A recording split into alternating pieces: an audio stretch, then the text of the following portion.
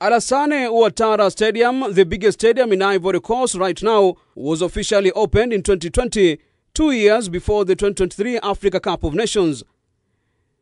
The design and construction was mostly carried out by Chinese experts, and it took almost 3 years to complete.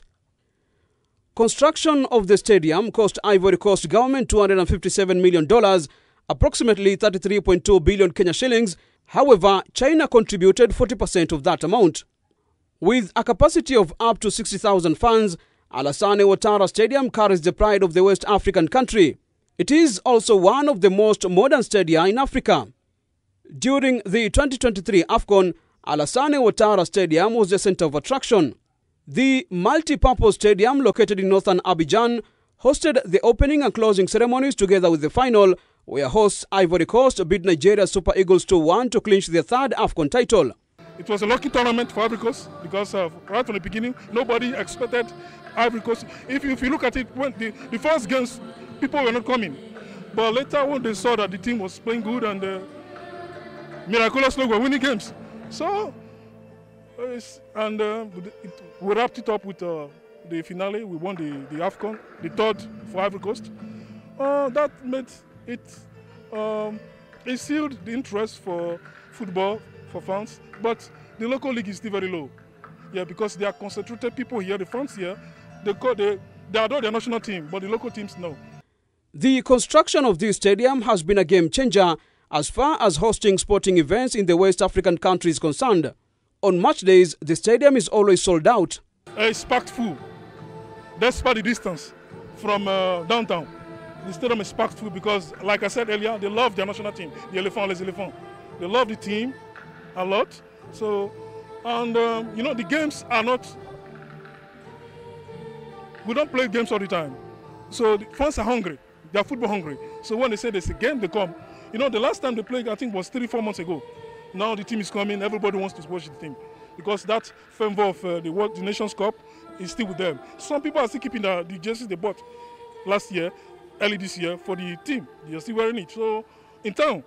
So I think it's going to be like this for a very long time. The state-of-the-art facility has also provided a playing ground for other African countries lacking international standard stadium to host their home matches.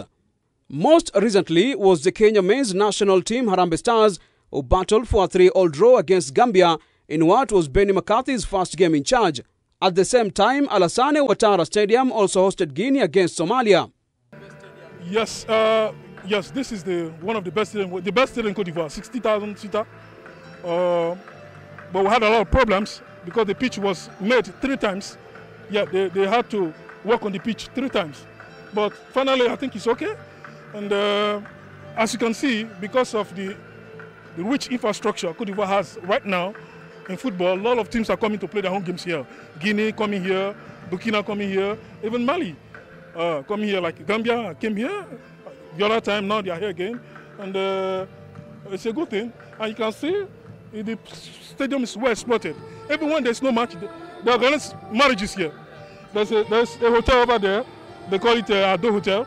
People go there, that is a way of monetizing, commercializing the stadium, not only for football, but other activities. So people come here for other activities, even birthdays. They pay money, rent the stadium for birthdays, for concerts. So I think the government invested a lot, but they are getting back the money they invested. Apart from the stadium, Ivory Coast spent over $1 billion to prepare other 3 new stadia, as well as build roads, hotels and other amenities for the continental showpiece.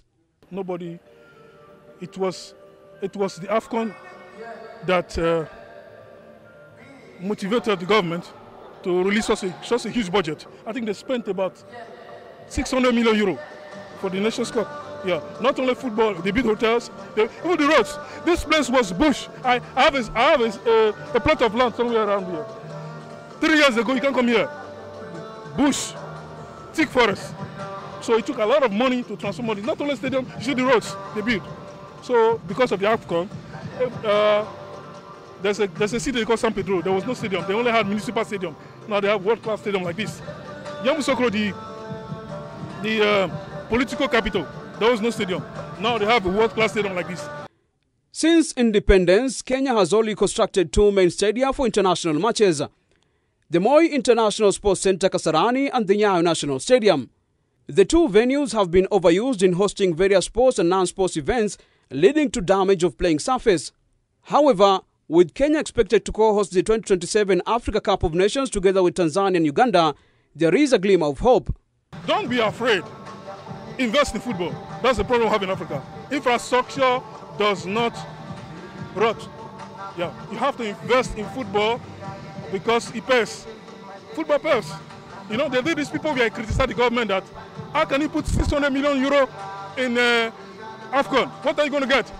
Because he won the Nations Cup, and infrastructure is there. They're making money. They said the other time they've made more than 100 million euros since the end of the Nations Cup. So Kenya, Tanzania, Uganda, and East Africa, those are countries I love a lot. Should learn from this. Invest in sport because it pays. Not only sport-wise, but business. A lot of people made money here during the Nations Cup. I know a lady, she built a house from just selling water and coffee and bread during the Nations Cup. The government of Kenya began construction of Talanta Sports City Stadium, a multi-purpose stadium, in March 2024, and according to the Ministry of Sports, the stadium will be completed by December this year. That this piece of infrastructure, which is very historical and is going to be very excellent at the end, is destined for the Africa Cup of Nations. And from the briefing, from what I have seen, we are in a good schedule to achieve the completion by December this year so that we can be ready for African Cup of Nations. This stadium is specifically for football and rugby, and we have a capacity here of 60,000 fans who will be accommodated here, and therefore I'm happy with the progress, and as well happy with the progress with the other stadiums that are being prepared for the African champions in August. Talanta Sports City will be a huge boost for Kenyan sports, a facility that the sporting fraternity has been yearning for decades. Hosting of CHAN in August and AFCON in 2027 will provide an opportunity for Kenya to improve infrastructure. Abula Ahmed, K24 Sports.